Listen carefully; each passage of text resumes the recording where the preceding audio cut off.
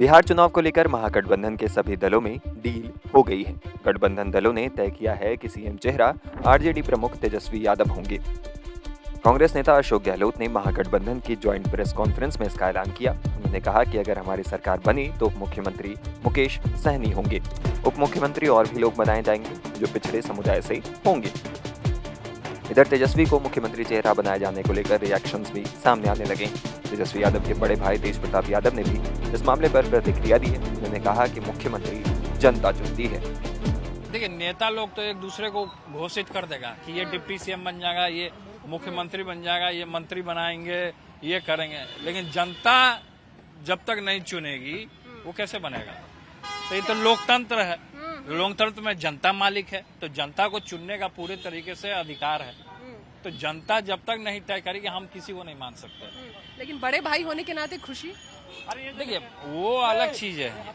पारिवारिक संबंध सबसे है, लेकिन अब हम लोग जो हैं अलग अलग हैं, हमारे विचार अलग है, उनकी विचार अलग है। इससे पहले खुद को मुख्यमंत्री पद का उम्मीदवार घोषित किए जाने के बाद महागठबंधन दलों के नेताओं को तेजस्वी यादव ने धन्यवाद दिया। इसके साथ ही उन्होंने एनडीए पर निशाना भी साधा है।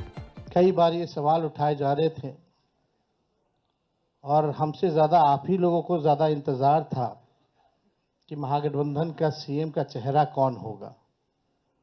जितना बेताब आप लोग थे उतना हम नहीं थे। जितना इंतजार आप लोगों को था उतना हम लोगों को नहीं था। हम महागठबंधन के लोग केवल सरकार बनाने के लिए ही नहीं, मुख्यमंत्री बनने के लिए नहीं, बल्कि हम लोगों को बिहार बनाने का काम करना है, इसलिए हम लोग एकजुट हुए हैं। और हम आदरणीय लालू जी का, राबड़ी देवी जी का, मैडम सोनिया गांधी जी का, राहुल गांधी जी का, खरगे साहब जी का, प्रियंका गांधी जी का, दीपांकर जी का, मुकेश सहनी जी का, डी राजा साहब जी का, आईपी गुप्ता जी का, बेबी साहब जी का, नरेश जी, ललन जी का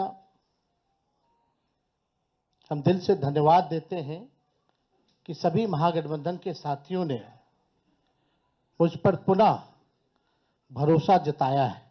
इसके लिए सभी हमारे महागठबंधन के नेता हों, कार्यकर्ता हों, उन सब लोगों को दिल से हम धन्यवाद देते हैं।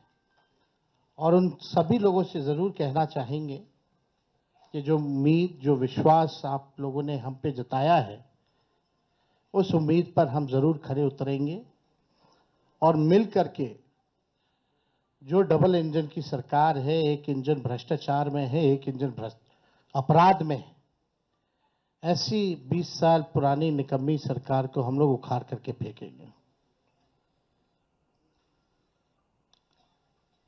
ठीक कहा अशोक गहलोत जी ने कि भाई हमारा तो जॉइंट प्रेस कॉन्फ्रेंस भी हो गया, इससे पहले कई राउंड हम लोग साथ भी बैठे, लेकिन हम लोगों ने नीतीश जी के साथ जो है, जो अन्याय हो रहा है एनडीए में, एक बार भी कोई भी जॉइंट प्रेस कॉन्फ्रेंस जो है नहीं की गई है और ना ही ऑफिशियली रूप से मुख्यमंत्री का चेहरा घोषित किया गया है। तो हम लोग तो शुरू दिन से ही कह रहे थे कि भाजपा के लोग नीतीश जी को दोबारा मुख्यमंत्री नहीं बनाएंगे और इस पे और किसी ने मुहर नहीं लगाया है, बल्कि अमित शाह जी ने एक बार नहीं कई बार इस बात को बोला है कि विधायक दल की जो संख्या होगी वो तय करेगा। लेकिन अमित शाह जी से हम जानना चाहेंगे, इस बार आप ये बात कह रहे हैं, पिछले बार तो ये बात नहीं थी। यह लगातार 20 साल से एनडीए की सरकार है, हमेशा से मुख्यमंत्री का चेहरा आप लोगों ने घोषित किया। आखिर क्या कारण है कि इस बार आप नीतीश कुमार जी का मुख्यमंत्री के चेहरे का नाम का घोषणा क्यों नहीं कर रहे? अब ये सवाल बड़ा खड़ा होता है। तो हम लोग तो जो कहते थे वही हो रहा है।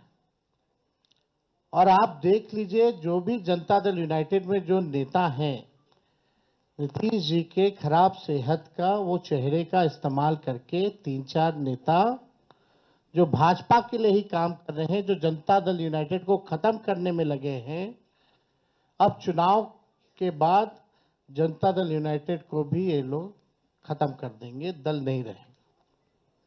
यानी आप मान के चलिए कि नीतीश कुमार जी का ये आखिरी चुनाव है।